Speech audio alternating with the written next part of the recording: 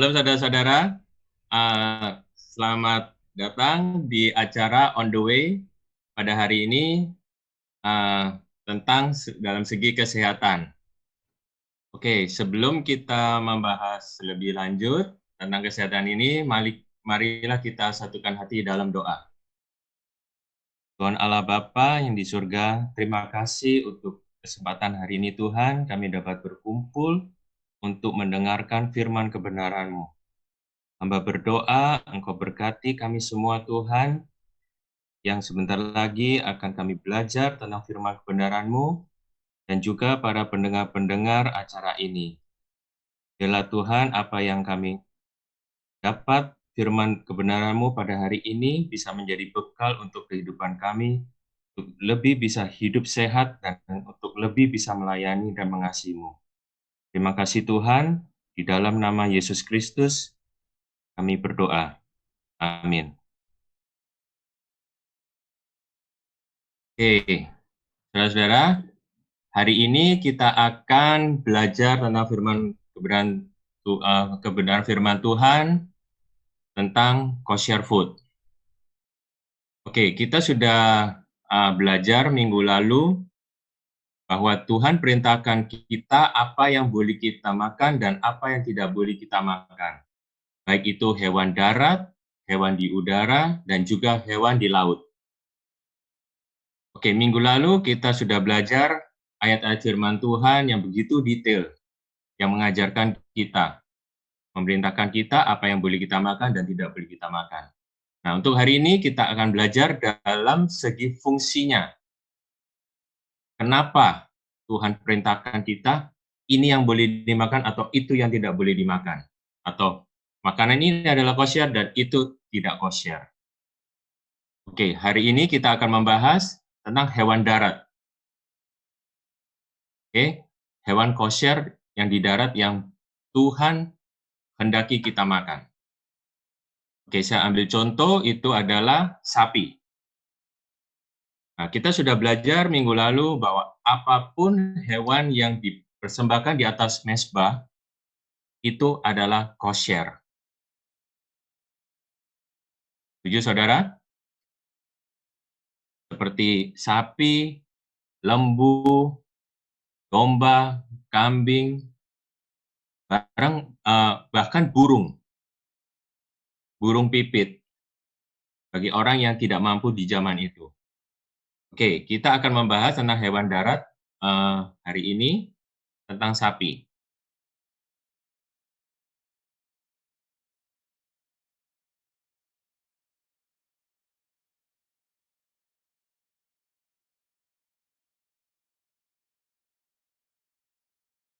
Oke, kenapa hewan yang bermama biak dan berkuku belah itu disebut kosher food? Kita baca ayat firman Tuhan di Imamat pasal 11 ayat 3. Setiap binatang yang berkuku belah, yaitu yang kukunya bersela panjang dan yang memama biak, boleh kamu makan. Oke, kita akan pelajari fungsi-fungsinya. Yang pertama adalah mulutnya. Sistem pencernaan beserta fungsinya. Oke, di dalam rongga mulut terdiri dari dua organ yang memiliki fungsi yang penting, yaitu gigi dan lidah. Nah, di dalam mulut juga terdapat kelenjar air liur atau saliva yang berfungsi pertama membantu proses pemecahan makanan, yang kedua menjaga lambung dari mikroba, yang ketiga membantu proses makanan menuju kerongkongan atau esofagus. Oke, jadi kita tahu bahwa air liur pun juga mempunyai fungsi yang luar biasa pada hewan sapi ini. Nah, fungsinya apa? Yaitu yang utama adalah menghaluskan atau menghancurkan makanan agar lebih mudah dicerna. Nah, yang kedua adalah esofagus, saluran organ penghubung antara rongga mulut dengan lambung. Nah, juga sering disebut kerongkongan, dan di saluran ini tidak mengalami proses pencernaan, hanya melintasi atau melewati saja. Nah, ukurannya sekitar 5-8 cm, lebarnya tergantung dengan ukuran dan tekstur pangan yang dikonsumsi. Nah, kerongkongan ini juga terdapat gerakan peristaltik. Peristaltik itu seperti mengembang dan mengempis itu, sehingga makanan dapat berjalan menuju lambung. Nah, ini gambarnya, kerongkongannya. Nah, fungsinya adalah sebagai penghubung atau pengantar makanan dari rongga mulut ke lambung. Oke, jadi kita akan belajar satu persatu fungsi-fungsinya. Nah, yang ketiga adalah lambung. Ini yang poin yang penting sekali yang perlu kita benar-benar belajar. Kenapa makanan ini menjadi makanan yang kosher? Nah, karena terdiri dari 4 bagian lambung atau perut ini. Yang pertama adalah rumen, yang kedua namanya retikulum, yang ketiga omasum, dan keempat namanya abomasum. Nah, bentuknya seperti ini, saudara. Nah, ini akan kita pelajari kenapa begitu luar biasanya Tuhan ciptakan hewan sapi ini menjadi makanan yang Tuhan kehendaki yang kosher untuk tubuh kita. Oke. Fungsinya adalah tempat penyimpanan sementara makanan yang akan dikunyah kembali. Nah, berikut 4 fungsi bagian lambung ruminansia pada sapi. Ruminansia ini adalah kata lain dari mama biak. Nah, lambung yang pertama itu terletak di rongga abdominal bagian kiri. Abdominal maksudnya itu perut. Sering disebut juga perut beludru karena dikarenakan permukaan terdapat papila dan papilae. Apa itu? Struktur yang berbentuk seperti rambut-rambut halus. Ya.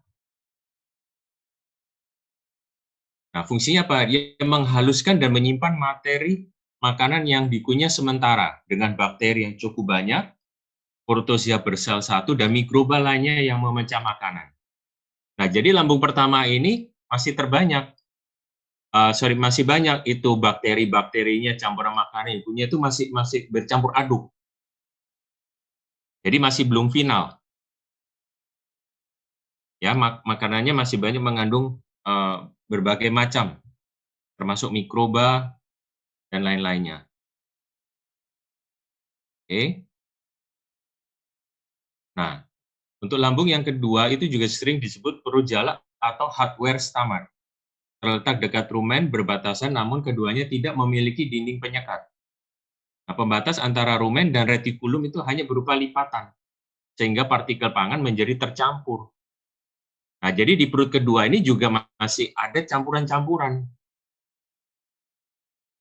Ya, belum benar-benar bersih. Bayangkan, Tuhan Yesus begitu luar biasanya menciptakan hewan sapi ini. Jadi terjadi yang namanya filter pertama, filter kedua. Nah, ini yang membedakan. Ya, Bu, mau bertanya? Ya, jadi maksudnya Bapak ini membawa kita kepada pemikiran kenapa dibilang dia kosher, karena untuk masuk makanan yang dari mulut aja itu mempunyai saringan, beberapa saringan gitu ya Pak? Perutnya, yang dimaksud perutnya. Ya. Betul, perutnya. Itu cuma sekedar masuk dan dia kunyah, ya. Waktu lewat kerongkongan itu tidak mempunyai efek apa-apa, cuma lewat doang. Tadi Bapak bilang. Betul. Tapi ketika di lambung itulah terjadi yang seperti ini nih ya Pak ya. Betul sekali Bu. Makanya kenapa firman Tuhan berkata binatang yang berkuku selapanjang dan bermama biak. Jadi 2 kriteria ini harus dipenuhi. Ingat saudara, tidak boleh salah satu karena firman Tuhan tidak boleh kita mentaati satu mengabaikan yang satunya, betul? Ya, setuju Pak. Setuju ya? Itu kalau di binatang yang kemarin kita sudah bahas mengenai babi tidak ada ini ya Pak ya? Tidak ada, betul sekali Bu. Makanya dengan kita pelajari ini, kita akan tahu kenapa sapi itu adalah makanan yang kosher, karena terdapat 4 perut, 4 filter, 4 proses. Tetapi dalam satu lambung Pak? Lambungnya ada 4. Oh. Lambungnya ada 4.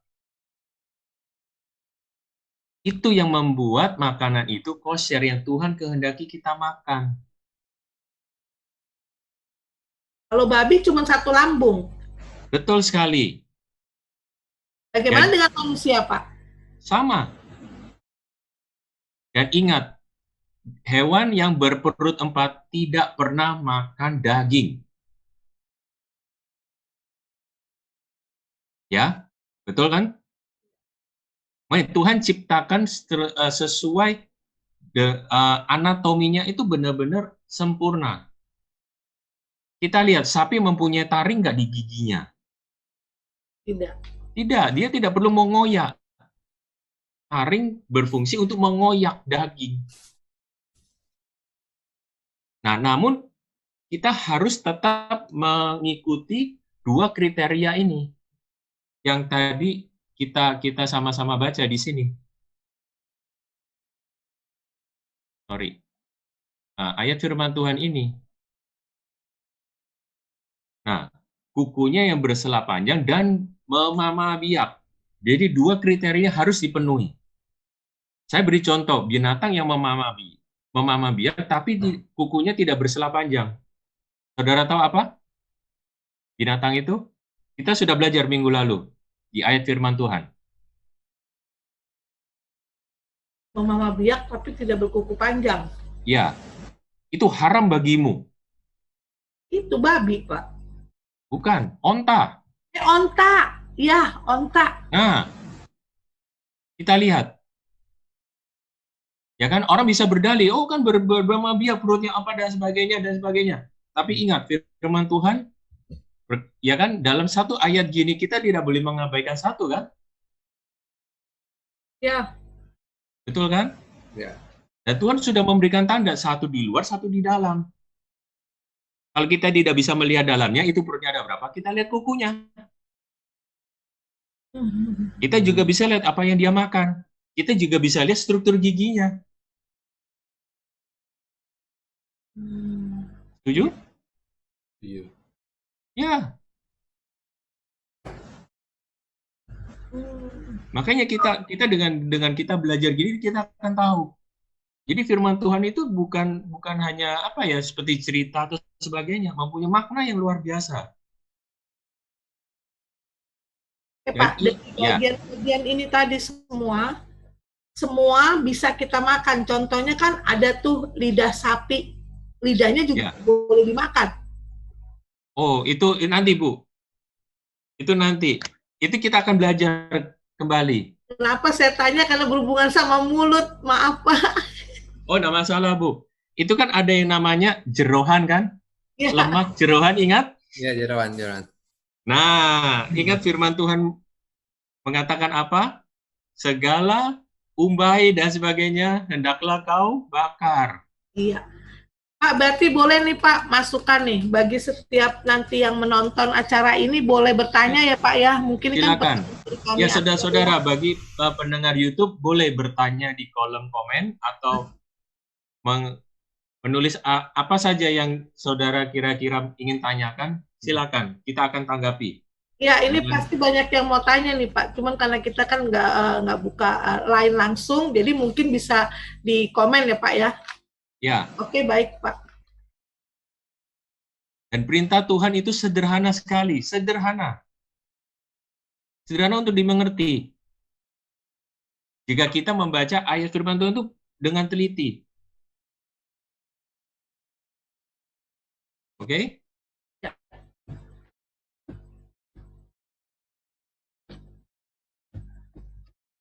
Nah ini, kita lihat gambarnya ini, prosesnya. Ya kan, perut ke-1 di sini, perut kedua di sini, perut ketiga di sini, perut keempat di sini. Dan ini prosesnya. Begitu luar biasa kan? Nah, setelah lewat perut 4, kita akan belajar. Nah, di sanalah nutrisi-nutrisi utama itu akan disebarkan di dagingnya. Makanya ayat firman juga bilang, hendaklah hanya dagingnya yang boleh engkau makan. Darahnya engkau buang. Segala umbai dan segala jerohannya itu harus dibakar. Betul kan? Di lain kesempatan kita akan belajar tentang makan lemak, jerohan, darah. Boleh nggak kita makan? Itu banyak ayat-ayat firman Tuhan mengatakan bahwa kita tidak boleh makan. Itu wangi-wangian bagi Tuhan. Apa yang dimaksud wangi-wangian? Kita sudah belajar minggu lalu. Wangi-wangian menyenangkan hati Tuhan. Buat apa? Apa Tuhan butuh lemak? Tidak. Karena dia senang kalau anaknya hidup sehat. Itu yang Tuhan kehendaki. Makanya nggak boleh dimakan karena dia mau kita hidup sehat. Betul sekali. Makanya kenapa umat-umat Israel ketika keluar dari Mesir, Tuhan berikan perintah pada Musa. Apa yang boleh engkau makan dan apa yang tidak boleh engkau makan. Dan itu sudah terbukti secara ilmiah, secara medis. Bahwa firman Tuhan ini ya dan amin.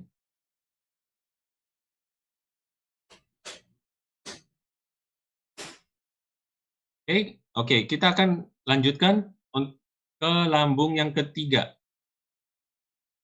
Nah, oke, ini kita akan baca bersama fungsi dari lambung kedua. Membantu proses ruminasi, tempat fermentasi, absorpsi, tempat berkumpulnya benda asing, membantu menetralisir apa saja yang tidak seharusnya sapi makan, dan mengatur arus ingesta ke omasum. Lihat, begitu luar biasanya, lambung kedua pun juga sudah bisa menetralisir apa yang tidak seharusnya sapi makan. Jadi terjadi namanya pemisahan, kan? Bayangkan kalau misal perut kita hanya satu, apa bisa melakukan semuanya ini? Tidak bisa. Ini sudah jelas fungsinya. Tuhan begitu luar biasa sayang kita, mengasihi kita, memberikan kita petunjuk hewan apa yang benar-benar kosher, yang bersih, yang Tuhan kehendaki. Oke? Nah, kita akan lanjutkan ke lambung yang ketiga. Nah, sering disebut dengan perut kitab. Atau, perut buku. Karena permukaannya berbuku-buku. Terletak di sebelah kanan retikulum dan di sebelah rusuk 7-11. Dengan bentuk elipsis. Elipsis itu seperti gini. Di ova elipsis. Nah, fungsinya apa? Menguras air yang ada di materi tanaman sebagai grinder atau penggiling, filtering, penyaringan, fermentasi, dan absorpsi makanan. Tuh, luar biasa kan? Jadi setiap lambung itu mempunyai fungsi yang luar biasa. Jadi satu tahap demi satu tahap tuh difilter, istilahnya kayak disempurnakan lah nutrisi-nutrisinya itu. Nah, untuk apa Tuhan ciptakan sapi ini ribuan tahun yang lalu? Karena Tuhan tahu di masa akan datang itu banyak polusi dan sebagainya, yang makanan kotor tuh Tuhan sudah tahu. Makanya Tuhan berikan perintah itu ribuan tahun yang lalu pada umat Israel waktu itu. Dan itu berlaku sampai sekarang. Fungsi-fungsinya ini semua tidak pernah berubah. Nah, yang keempat, yang terakhir, lambung keempat atau abomasum. Nah, sering disebut dengan perut masam atau perut sejati. Terletak di bagian kanan bawah, jika kondisi asam akan berpindah ke sebelah kiri. Nah, permukaan abomasum dilapisi oleh mukosa berguna untuk melindungi sel yang dicerna oleh enzim. Tuh, kita lihat. Bahkan perut keempat pun ini juga mempunyai fungsi yang luar biasa. Ini juga dilapisi mukosa. Mukosa itu seperti kayak lendir gitulah, mukosa yang berguna untuk melindungi selnya juga yang ketika dicerna oleh enzim. Nah, disinilah yang namanya vitamin B1, B2, ya, riboflavin, B3, dan sebagainya, itu terjadi di sini. Di perut keempat ini, yang final ini, sebelum disebarkan semua ke daging-dagingnya, ke tubuhnya. Oke, jadi kalau misalnya saudara mau nanya, boleh nggak Pak makan lambungnya? Perutnya, boleh nggak kira-kira? Nah, menurut saudara-saudara gimana? Boleh nggak? Saya yakin tidak boleh. Kenapa? Di sanalah banyak bakteri-bakteri dan sebagainya. Jerohannya. Jadi jerohan pun juga mempunyai fungsi di dalam tubuh sapi ini atau hewan apapun. Nah, masa ya kan organ-organ yang kotor ini kita mau makan? Kan jelas. Firman Tuhan mengatakan kan segala umbai dan sebagainya, jeroan dan darah itu kau bakar di atas mezbah. Ya kan darah kau siram, bukan kau konsumsi, tapi dagingnya hanya saja daging yang boleh kau makan. Nah, kita baru tahu kan dengan kita belajar secara ilmiah, secara medis kita akan tahu. Oh, ini toh rupanya.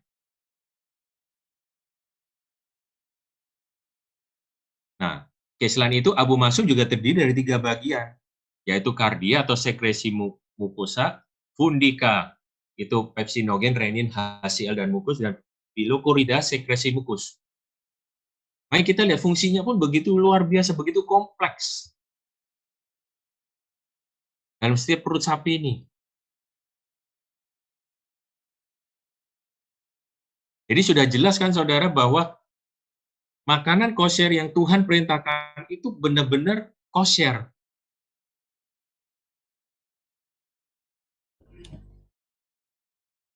Ya, Pak. Ini kosher berarti memang yang diizinkan boleh dimakan ya Pak ya? Yang Tuhan kehendaki, Bu. Yang Tuhan kehendaki, berarti ya, berdasarkan firman Tuhan tadi dalam imamat ya Pak, semua ini. Betul. Banyak. Tetapi Pak, orang mungkin akan bicara nih Pak, di dalam Matius itu kan bicara tentang perjanjian baru ya Pak ya? Ya. Ini di dalam Matius 15 tuh ada beberapa kata yang dikatakan seperti ini dengan judul perintah Allah dan adat istiadat Yahudi. Ya. Contohnya di Matius 15 ayat 2 nih, dia bilang begitu. Mengapa murid-muridmu melanggar adat istiadat nenek moyang kita, kata orang Yahudi gitu. Itu tidak membasuh tangan sebelum makan. Nah, saya ambil lagi lebih cepat di ayat ketiganya. Kamu pun melanggar perintah Allah demi adat istiadat nenek moyangmu, kata Yesus itu. Nah, tapi di ayat 11 dikatakan nih Pak, dengan camkanlah bukan yang masuk ke dalam mulut yang menajiskan orang, melainkan yang keluar dari mulut itulah yang menajiskan orang. Nah, di ayat 17 dikatakan lagi, dipertegas lagi oleh Yesus, tahukah kamu bahwa segala sesuatu yang masuk ke dalam mulut turun ke dalam perut, lalu dibuang di jamban. Itu apa ya? Tetapi di dalam lanjutnya, tetapi apa yang keluar dari mulut berasal dari hati dan itulah yang menajiskan orang. Nah, inilah Pak yang suka orang mengambil akhirnya bahwa kasih karunia Yesus ada di sini. Nah, sekarang gini Bu, pertanyaannya, firman Tuhan itu boleh kita baca sepotong-sepotong atau harus secara utuh? Harus utuh. Harus utuh kan? Nah, kita harus belajar. Kita harus tahu konteksnya di Matius itu tentang apa. Memang judulnya tegas banget nih Pak. Judulnya dikatakan di sini, tadi judulnya bicara tentang apa? Adat istiadat. Ya, tentang Allah. Sebentar ya. Dibilangnya judulnya bertepatan lagi. Perintah Allah dan adat istiadat Yahudi. Nah, ini bukan adat istiadat. Allah nih Pak yang kita lagi belajar ini kan perintah Allah. Betul, ini bukan adat istiadat. Ini bukan ritual. Tapi ini makanan yang kita konsumsi. Dan firman Tuhan mengatakan bahwa kita tidak boleh makan hewan ya kan yang tidak kosher. Berarti harus dipertegas Pak bahwa ini perintah. Ini perintah jelas. Istiadat Yahudi. Jelas. Haram bagimu.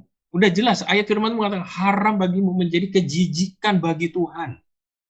Bagaimana menjadi kejijikan bagi Tuhan? Terus orang berdalih oleh karena kasih karunia. Firman Tuhan tidak pernah mengkontradiksi satu ayat dengan ayat yang lain, kan? Betul kan, Bu? Setuju, Pak. Karena jelas tidak bisa kontradiksi firman-Nya sendiri, kan? Tuhan adalah Tuhan yang konsisten. Betul kan? Pales gimana tuh Pales? Setuju Pales? Iya, saya juga pernah sih.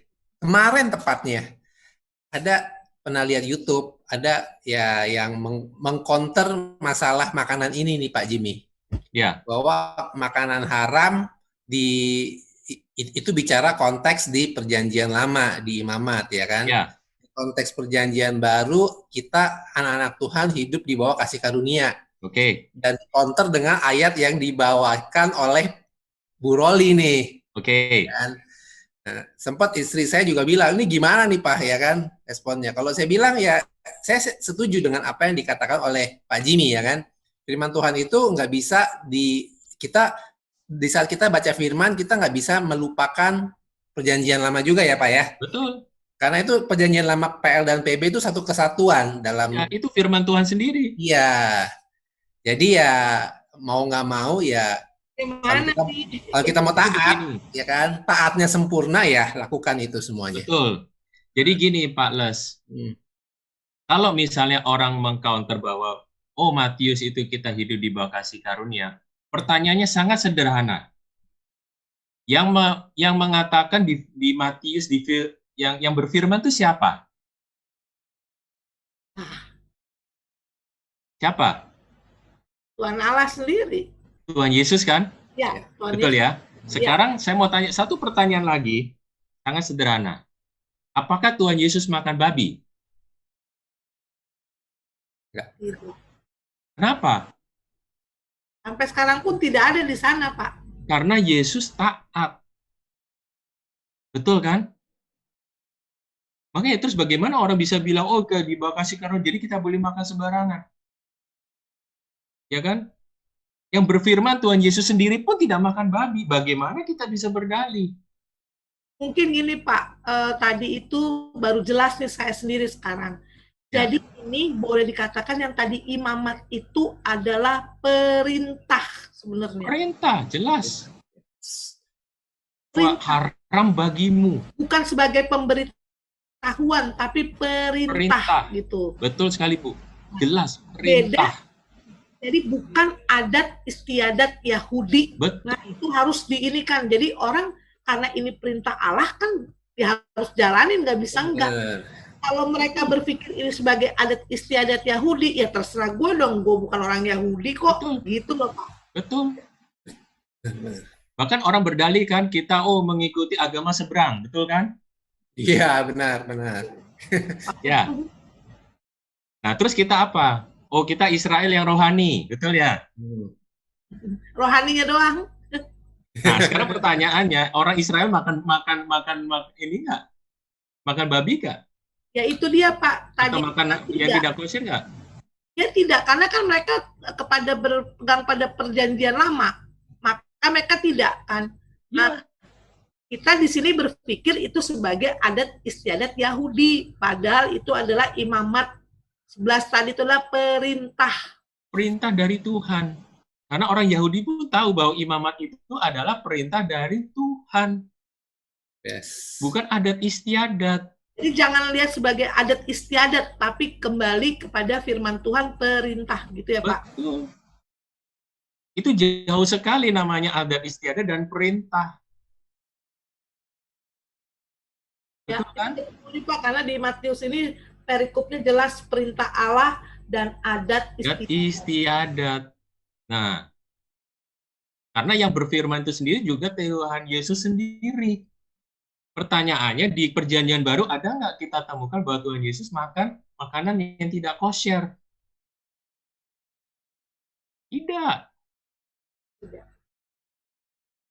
Makanya kita kalau mau mengacu pada perjanjian baru, ikutilah teladan Tuhan Yesus kan?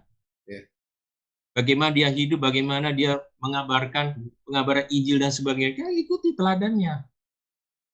Ingat, tubuh, jiwa, dan roh adalah satu. Kita ambil kebanyakannya di rohnya, ya. Tetapi ada larangan di tubuh kita tidak. Ya kan, bagaimana kita memuji Tuhan sambil memuji batuk-batuk, pilek. Batuk, ya benar Pak. Betul kan? Ya. Tenggorokan sakit. Gatal. Pak, kalau bicara tadi Bapak katakan bahwa jeroan itu memang tidak layak untuk dimakan ya Pak ya.